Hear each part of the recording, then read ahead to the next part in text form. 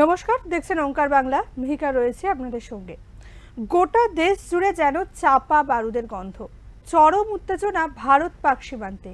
চলছে দুপক্ষের মধ্যে গোলাবর্ষণ। শুধু জঙ্গি দমন নয়, অপারেশন সিঁদুর প্রমাণ করে দিয়েছে দেশের সুরক্ষার বিষয়ে ভারত আত্মনির্ভর।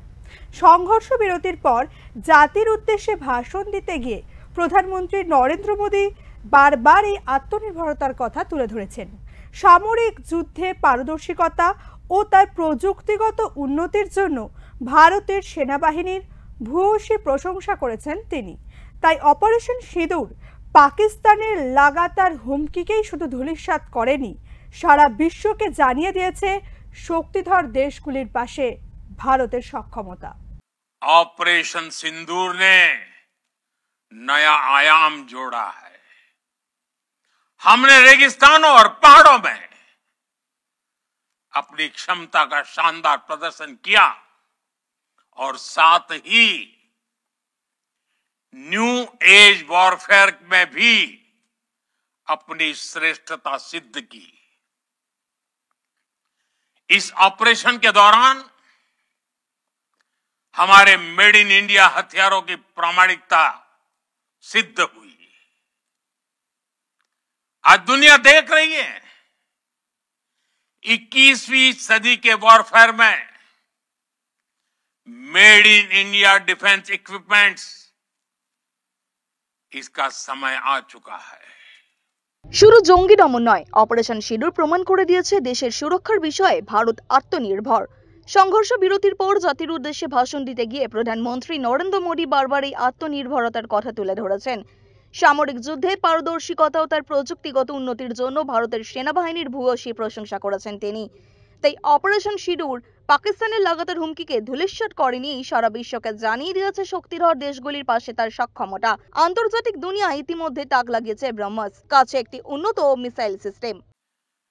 ऑपरेशन सिंदूर ने आतंक के खिलाफ लड़ाई में एक नई लकीर खींच दी है। एक नया पैमाना, न्यू नॉर्मल तय कर दिया है। पहला, भारत पर आतंकी हमला हुआ तो मुंह तोड़ जवाब दिया जाएगा। हम अपने तरीके से अपनी शर्तों पर जवाब देकर रहेंगे। অপারেশন সিঁদুর ঘিরে সারা দেশে এখন একটা জাতীয়তাবাদী হাওয়া বইছে। সামরিক ক্ষেত্রে ভারতের এই স্বনির্ভরতা এবং তার সাফল্য বিশ্বে ভারতের অবস্থান মজবুত করলো।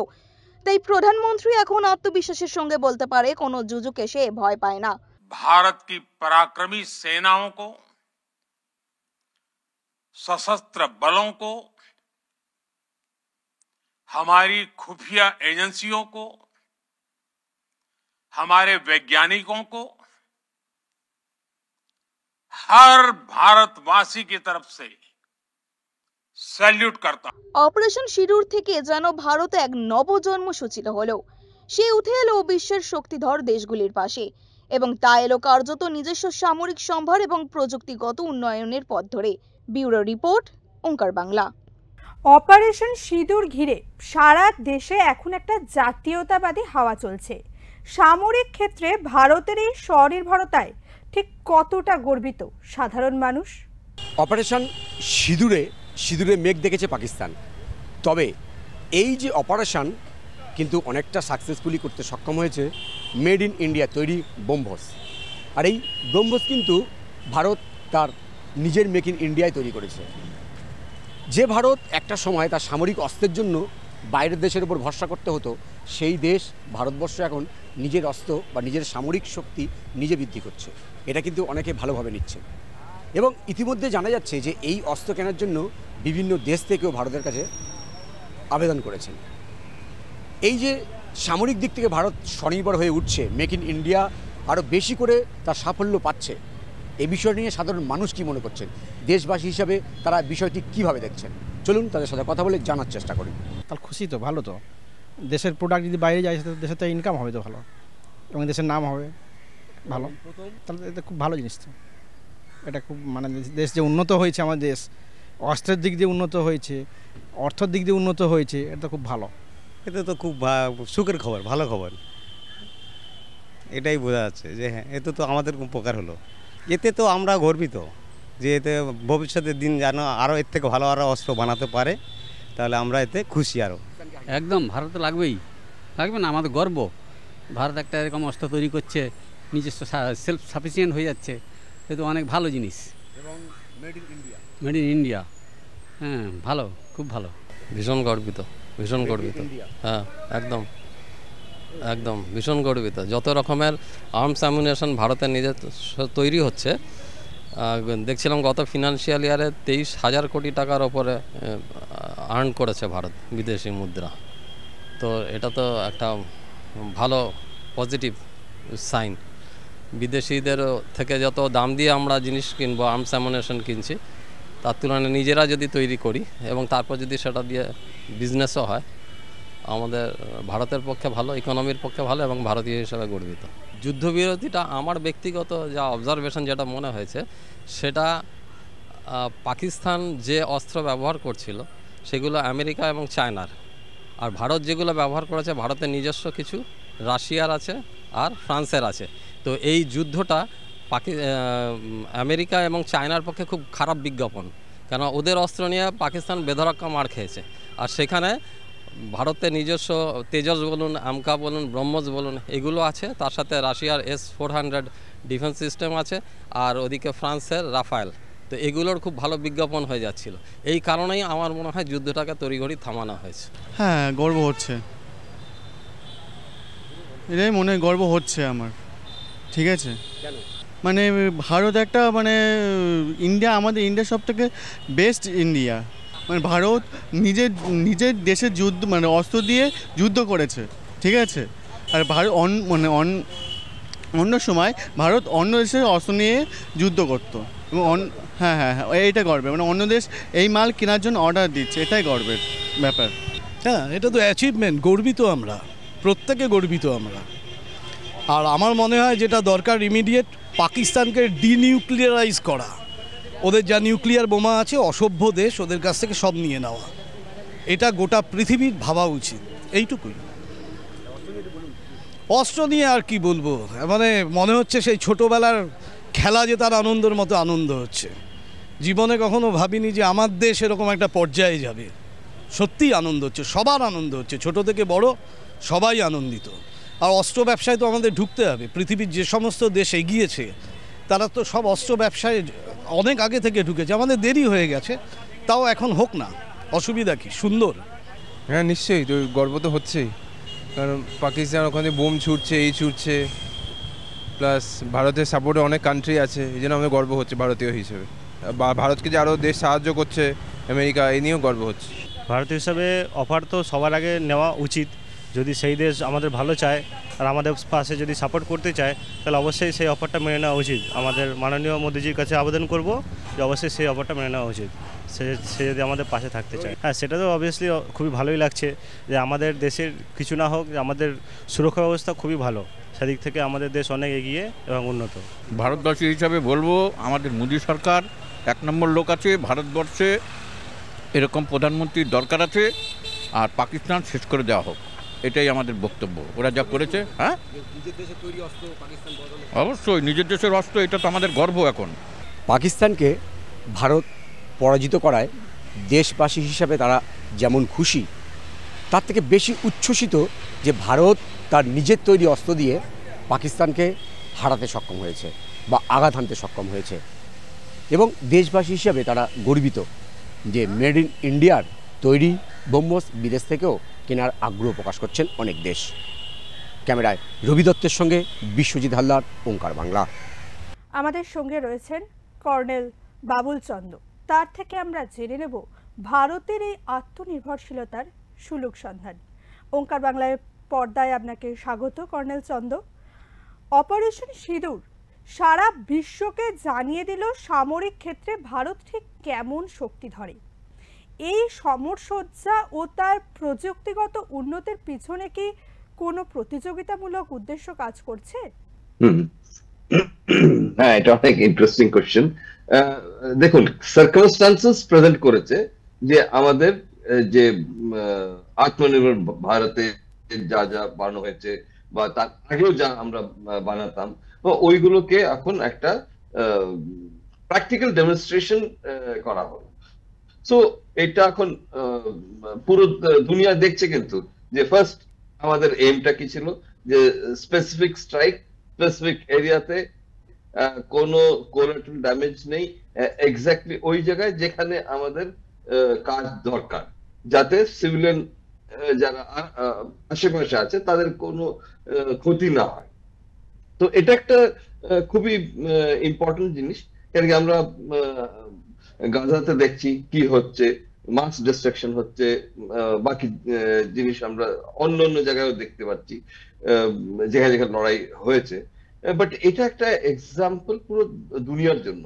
আর এটা ঠিক আছে, এর মধ্যে ফরেন ইকুইপমেন্টও আছে আর আমাদের ইকুইপমেন্টও আছে, দুটো মিলিয়ে যে একটা ইয়ে করা হয়েছে, তার মধ্যে we are the best.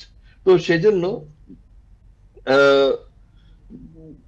World weapons মার্কেটে সবাই দেখছে যে কি এখান থেকে আমরা নিতে পারি, কি আমাদের দরকার। তো এটা হলো একটা, এটা আমাদের মেইন এম ছিল না। মেইন এম ছিল সন্ত্রাসবাদী বা সন্ত্রাস যে টেরোরিজমকে, এটাকে এলিমিনেট করা টোটালি ফ্রম দিস রিজন। কেন অনেক এনফ ইজ এনফ, আর আমরা নিতে পারছি না। আর এটা তো মানে গভর্নমেন্টকে চ্যালেঞ্জ করে এসছে যে মোদি কো যাকে বাতানা। তো ন্যাচারালি গভর্নমেন্ট অফ ইন্ডিয়া তাহলে সুটেবল একটা রিপ্লাই দেবে, তো সেটা দিয়েছি। আর আমরা বলেছি যে এটা নন এসকেলেটরি, আর আমরা আর কোথাও কিছু করতে চাই না। আমাদের খালি এই টেরোরিজম রিলেটেড যত ইনস্টিটিউশন আছে সেটাকে আমরা ধ্বংস করতে চাই। কিন্তু পাকিস্তান ওটাকে এসকেলেট করলো, তো আমরা ওটার রিপ্লাই দিলাম 7 থেকে নিয়ে 10 তারিখ পর্যন্ত। তো দ্যাট ইজ ফেয়ার এনাফ। সামরিক ক্ষেত্রে আত্মনির্ভরতার কথা বলছেন প্রধানমন্ত্রী। ভারতের এই শক্তি সম্ভার, মানে নিজস্ব শক্তি সম্ভার ঠিক কিভাবে গড়ে উঠল? হ্যাঁ, দেখুন, এটা আর্মস এক্সপেন্ডিচার একটা কিন্তু ভীষণ বড় একটা ড্রেন অন আর ইকোনমি। কেন কি it does not come cheap, এটা অনেক কস্টলি জিনিস। বাট যেখানে ওটা আমাদের কাজে দিয়েছে, যেরকম S-400 আমরা কিনেছি অনেক দাম, কিন্তু ওই দামটা এখানে জাস্টিফাই হয়ে গেল যে আমাদের কোনো ক্ষতি হয়নি আমাদের দেশের ভিতরে, একটাও পড়েনি, পড়লেও ওটা কোনো ক্ষতি করতে পারেনি। সো এটা একটা ইকুয়েশন। সো ওই ইকুয়েশনটার মধ্যেই যে আমাদের প্রেজেন্ট প্রাইম মিনিস্টার শুরু করলেন যে আত্মনির্ভর ভারতে যে আমরা ইন্ডিজিনিয়াস প্রোডাকশন করব। সো ওটার অনেক রকমের এগ্রিমেন্ট হলো, যারা এর মধ্যে আমাদের সঙ্গে এসছে তাদের সঙ্গে মিলে করা হলো। প্রাইভেট সেক্টরকে অনেক মানে এনকারেজ করা হলো এটা করার জন্য। তো ওরা কিন্তু খুব ভালো আমাদের রেজাল্ট দিচ্ছে। তো সেই জন্য এই দিকে যেরকম সিম্পল এয়ার ডিফেন্স সিস্টেম যেটা খুব বড় করে এসছে, তার মধ্যে আকাশ মিসাইল। সো আকাশ মিসাইল আমাদের যে অলরেডি আছে, BEL আছে, আর এরকম সব অর্গানাইজেশন আছে, টাটা একটা অর্গানাইজেশন আছে, এরা সব মিলে এই জিনিসটাকে বানিয়েছে। এটা একটা DRDO কাজ না। তো সেই জন্য ইন্ডাস্ট্রিও এর মধ্যে জয়েন করছে। তো এটা একটা খুব ভালো হেলদি সিচুয়েশন। ব্রাহ্মস এখন দুনিয়ার কাছে একটা উন্নত মিসাইল সিস্টেম, এটা সম্ভব হলো কি করে? আর কার্যকারিতার ক্ষেত্রে এর সক্ষমতার বিষয়টা যদি একটু আমাদের গুছিয়ে বলেন। হ্যাঁ, ব্রহ্মস মিসাইল ম্যাক্স স্পিডে এটা যায়, তার মানে many Times ফাস্টার than speed of sound. ঠিক আছে? তো আর এটার মধ্যে কোলাবোরেশন হলো রাশিয়ান কোলাবোরেশন। হ্যাঁ, তো দুজনে মিলে এরকম একটা মিসাইল সিস্টেম বানিয়েছে যেটা মানে প্রেজেন্ট ইনভিনসিবল, মানে এটাকে ট্র্যাক করে ডিটেক্ট করে ডিস্ট্রয় করা এখনো কারো ক্ষমতায় নেই। আর এই ওয়েপন সিস্টেম যা আমরা ইউজ করেছি এই যুদ্ধতে, ওটা 100% সাকসেসফুল হয়েছে। আর কারণ কি এটা পেনিট্রেশন করতে পারে ভালো, আর এটা মানে এত স্পিড যে কেউ এটাকে ডিটেক্ট করতে পারে না। তো সে আর বাকি ডিটেলস আমি যাচ্ছি না। তো এটা আলাদা আলাদা রেঞ্জ আছে, আলাদা আলাদা ডেভেলপমেন্ট হচ্ছে। ওটা ফার্স্ট টাইম যখন হয়েছিল ওটা 60 কিলোমিটার খালি রেঞ্জ অ্যাচিভ করেছে। তারপরে সুটেবল জায়গা খোঁজা হলো যেখানে এটাকে টেস্ট করা যায় আনহ্যাবিটেড আইল্যান্ডস। তো ওইখানে টেস্ট করার জায়গাতে আরো অ্যাচিভ করা হলো। ওর যে অ্যাকুরেসি ওটাও অ্যাচিভ করা হলো। তো এইসব করে ধীরে ধীরে ধীরে ধীরে ডেভেলপমেন্ট হচ্ছে। এখন আমরা বাইরেও বিক্রি করছি। পারমাণবিক অস্ত্রের দিক থেকে ভারত এখন বিশ্বের শক্তিধর দেশগুলির সাথে চ্যালেঞ্জ করতে পারে। এই যে জায়গাটায় ভারত এখন পৌঁছেছে, এই যাত্রাপথটা ঠিক কেমন ছিল আর কিভাবে এতখানি এগিয়ে আসাটা সম্ভব হলো? দেখুন, এই যে টেকনোলজিটা এটা কিন্তু ইজিলি মার্কেটে পাওয়া যায়। সো এটাকে আমাদের নিজেদের ডেভেলপ করতে হয়েছে।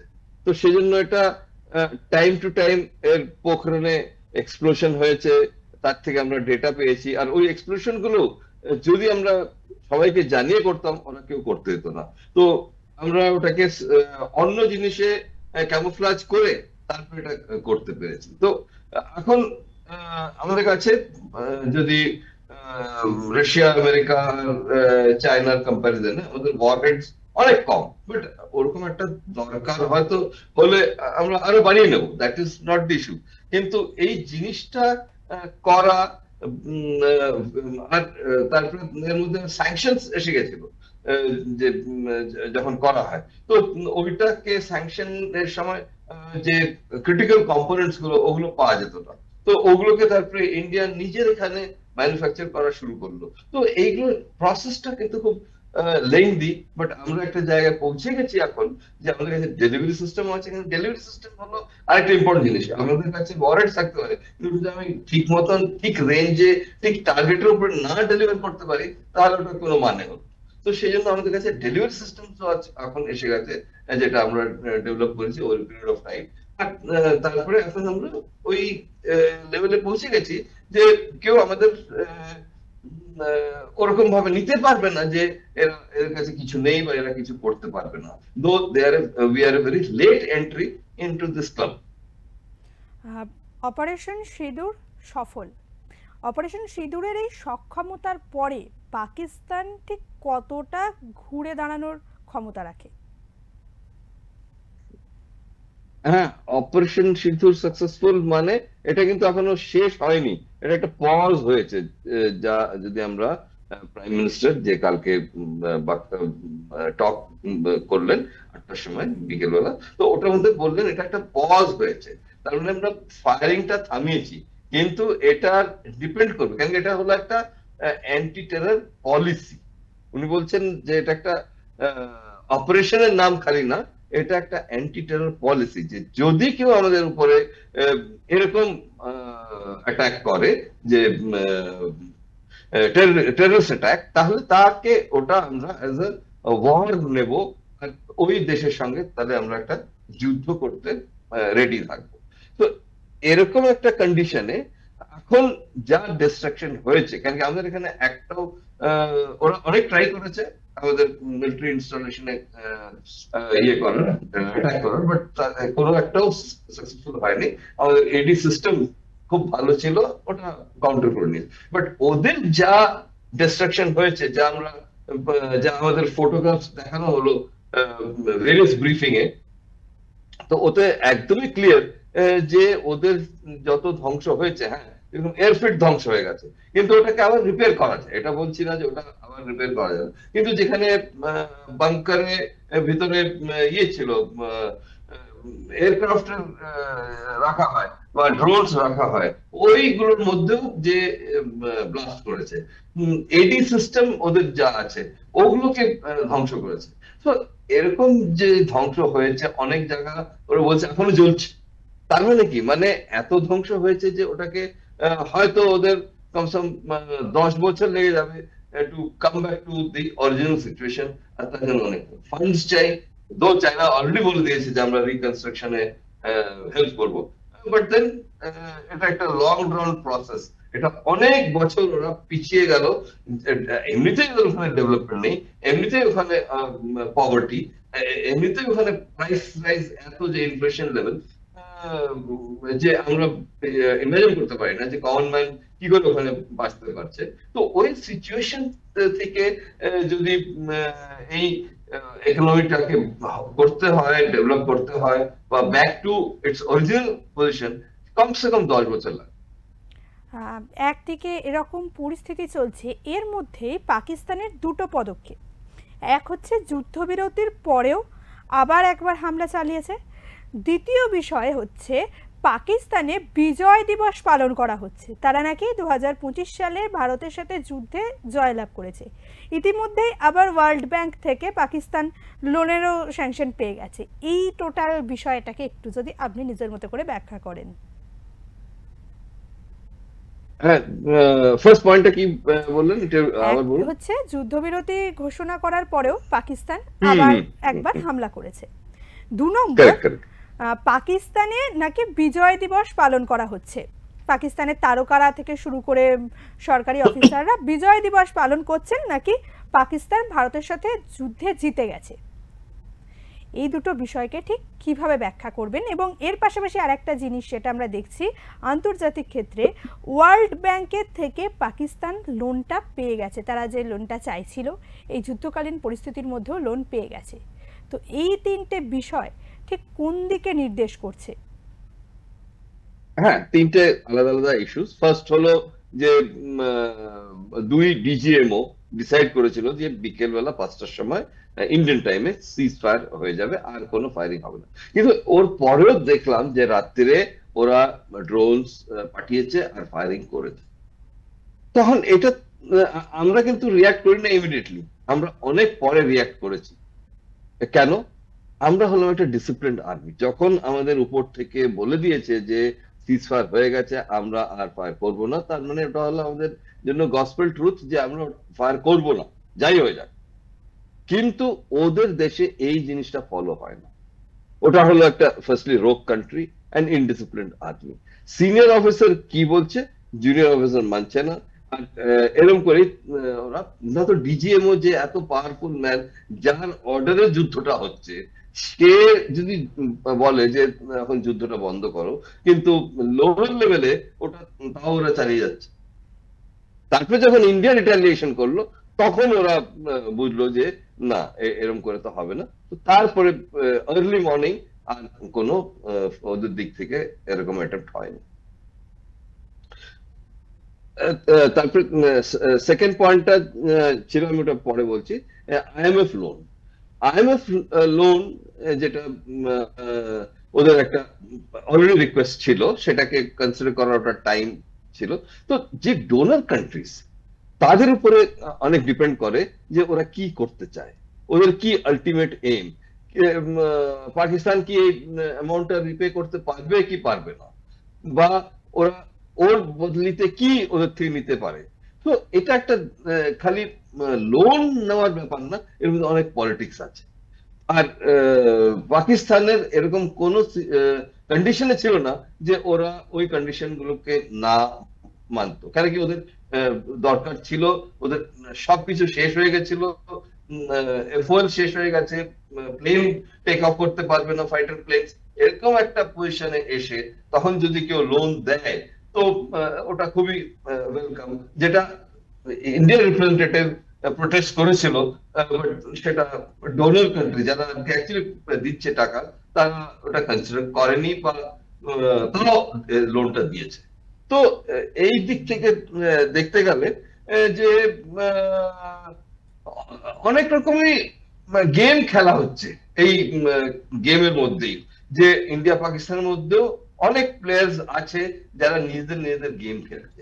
তো ওইটা ধীরে ধীরে পরিষ্কার হবে। যেরকম তুর্কি তুর্কিকে আমরা হেল্প করেছিলাম যখন ওখানে আর্থকুয়েক হয়েছিল, আর আমাদের অনেক পর্যটক ওখানে যায়, কিন্তু তুর্কি তারপরের থেকে কিন্তু আমাদের কোথাও সাপোর্ট করেনি, পাকিস্তানকে সাপোর্ট করে গেছে বা পাকিস্তানকে হেল্প করেছে, খালি সাপোর্টই না, ড্রোনস আর এইসব প্রোভাইড করেছে। তো এরকম অনেক দেশ আছে তারা নিজেদের নিজেদের গেম খেলছে এর মধ্যে। আর এখন যখন ক্লিয়ার হয়ে গেছে কোন লোক কোন সাইডে আছে, তো আমাদের জন্য ওই গেমটা খেলতে আরো সোজা হয়ে গেছে। আর ওই সেকেন্ড পয়েন্টটা ক্যান ইউ রিপিট আবার প্লিজ? পাকিস্তানে বিজয় দিবস পালন করা হচ্ছে ভারত যুদ্ধে জয়লাভ করার। এটা তো হাসির কথা, এটার মধ্যে কিছুই নেই, কেন সবাই জানে কি হয়েছে আর ওদের কি হয়েছে সেটাও জানে। এটা হলো লোককে মানে বোঝাবার যে না আমরা জিতেছি, এটা একটা ফলস জিনিস। কেন কি এখন ইন্টারনেটের যুগ, সবাই জানে যে ইন্ডিয়াতে কি হচ্ছে, ইন্ডিয়ার প্রাইম মিনিস্টার কি বলছে, ব্রিফিং হচ্ছে তাতে কি বলছে, তো সবাই জানে। এটা হলো মানুষকে বোকা বানানো, এর মধ্যে কিছুই নেই। অনেক ধন্যবাদ কর্নেল চন্দ। দেখতে থাকুন ওঙ্কার বাংলা। নমস্কার।